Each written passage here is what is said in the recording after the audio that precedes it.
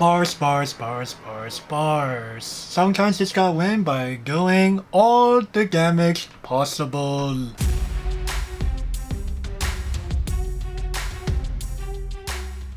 Welcome back, guys, to the Fubuki Clan. This is Twintail bringing to you guys another deck profile. This time it's gonna be some more hololive. It is a deck that it's honestly very cheap to build. A lot of what you're playing is from trial decks, or it's kind of low rarity, or even when it's high rarity, it's not really a lot of money on the market. So this is kind of one of those decks that I really enjoyed playing with for the time I did.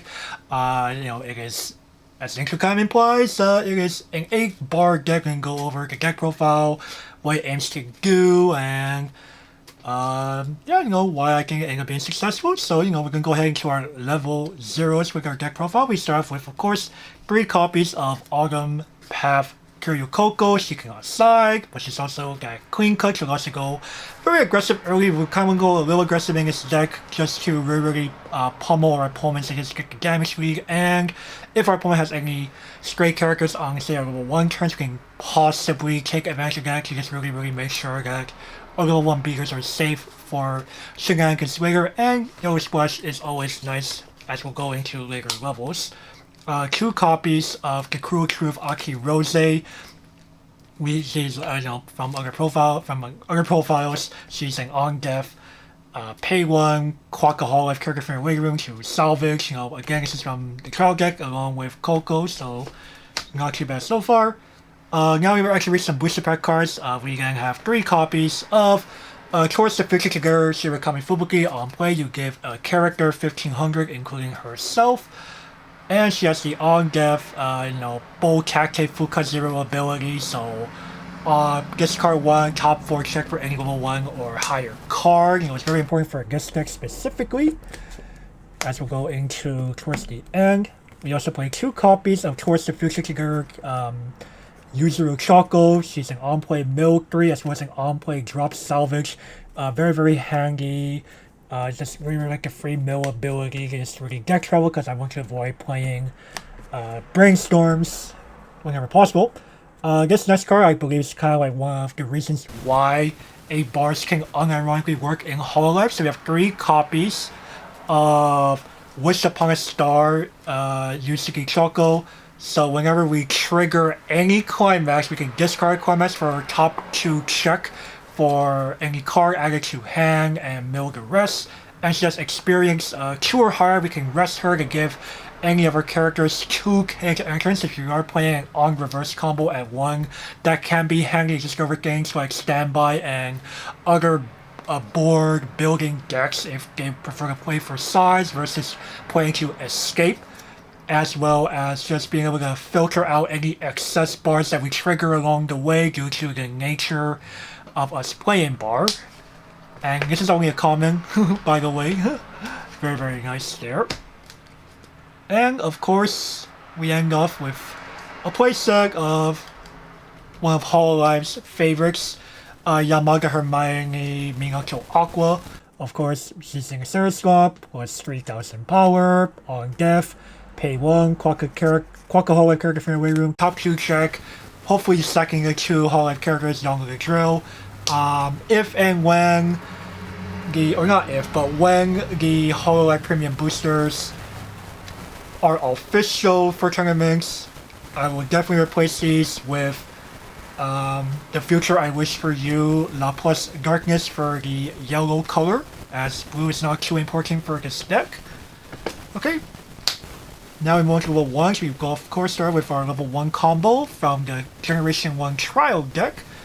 Splashing Water Fubuki, which combos with Possibility, or the Fox of Possibility.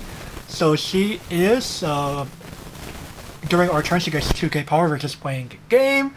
And on reverse with Fox of Possibility or Gold Bar, we discard 1 to salvage 2. I really like that ability. Again, it's another way to get excess bars out of our hand. It's easy access to our waiting room. Very handy. Beats for a pretty high number, especially if poked by a card like Wish Upon a Star, Yusuke Choco. For auxiliary level 1s, we go into hashtag Lunart Himemori Luna, she's a level 0 on the board because flavor. And if we have 2 or more other level 0s, which we definitely will based on how we just play this deck in general, she gains 500 power and the ability of when our other character is frontal attack, we can pay 1, sacrifice her, and bounce that character to our hand. So very handy against other on-reverse combos, especially, most hololive players are definitely leaning towards House State Korone, so from the Gamer's Trial deck, so we can attempt to dodge that using Luna. Okay. Then a little tech card that lets you play in hololive decks whenever possible. Momosuzu Nene, level 1 bomb if we are able to get the red in, but we play her mainly for her alarm, so pay 1, discard 1 at the beginning of main phase if she's the top card of her clock, 2, refresh or Radiant back into our deck. Sometimes we just really have bad deck states, and we just need to solve it and avoid that refresh point. Moving on to level 2, so just play 1 copy of Hoshimaki Suisei, Who Grants Wishes, or Anti-Change Punch, just to deal with any particular threats I just don't really want to take a hit from, just to avoid losing tempo and such. We kind of have the hand size to do so. So, not the worst thing in the world. One of those, kind of underperforming cards some of the time, because we're in hololive, we're playing yellow, so why not go into our level 3s, like 2 copies of hashtag Suno Makart, Suno Maki Wakame. So if we have almost a full board using early play, and on play, we review the top card of our deck. If it's a hololive character, we choose one of our opponent's characters, level 3 or lower characters in the front row, and put it to the bottom of the deck, just done away with it. Very good against things with recursion, again, talking, say, hololive mirrors, very good against cards like Calm Time or Harushia. So that's an example. But just overall, very good removal, period. We also play 1 copy of Festival Drawings, Nasiri Mastery as our easy stock swap against opponents who are really trying to build up that clean stock. If there's some kind of memory-based strategy, that will be very handy to work with. And if we really need it, when using active ability, she gets a power pump based on the number of characters in our opponent's back row for what it's worth.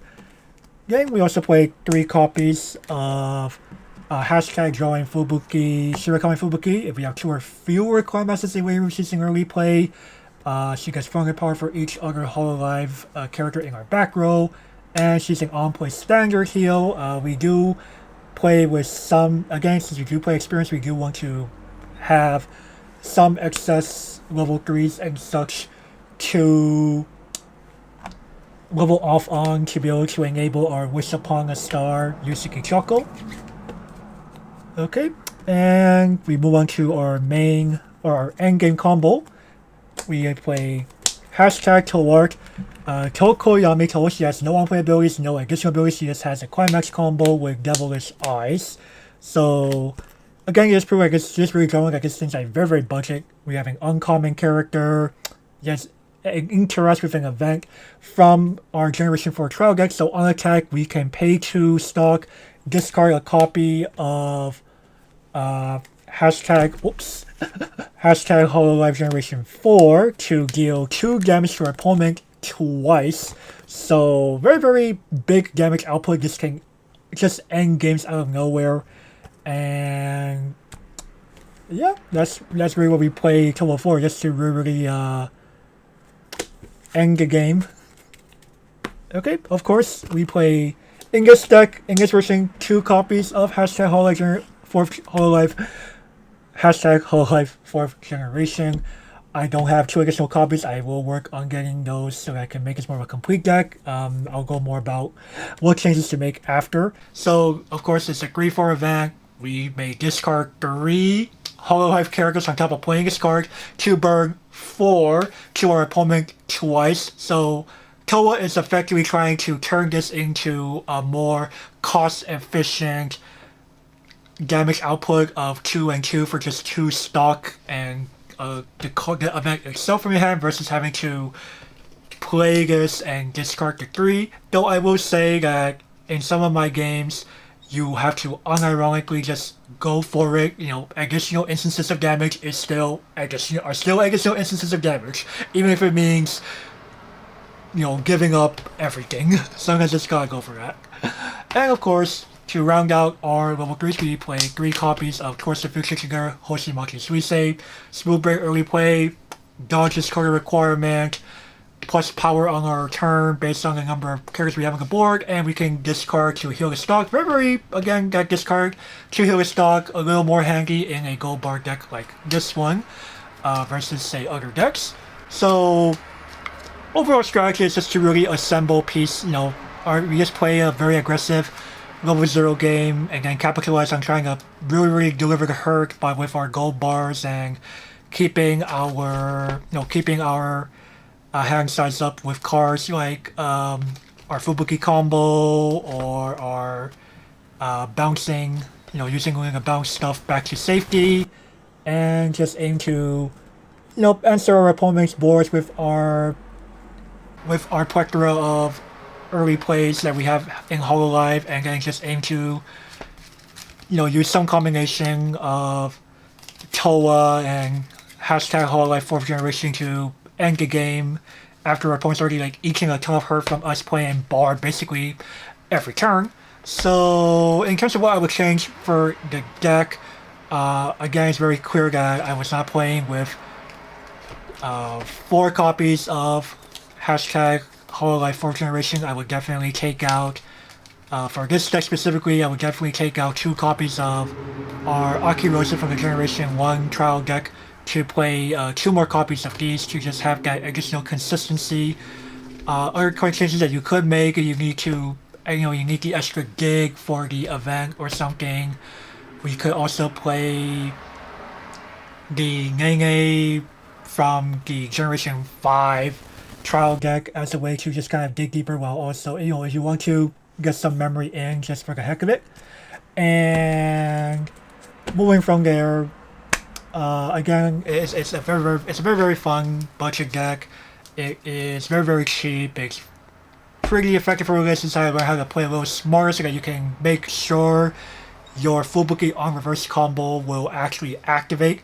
So definitely, if you're not used to that, you know, something that you're just starting to get used to. I know for newer players, it's something not too familiar, especially if you're used to something more like Towards the Future together, Single Maki Wakame for an easy mill to get something based on the lowest mill sort of combo, or even something like Towards the Future together, Nekomata Okayu. Again, she's also on the bar, but I prefer to have selectivity personally, so yeah, that's me.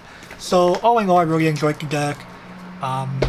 Really glad I found success with it. Was able to take it undefeated at a local. Anyway, so that is the deck profile. Let me know if you end up trying to take something similar, or you already have tried something similar. Let us know in the comments below. And while you're be sure, you know, if you haven't already, be sure to like, subscribe, you know, do all of that stuff.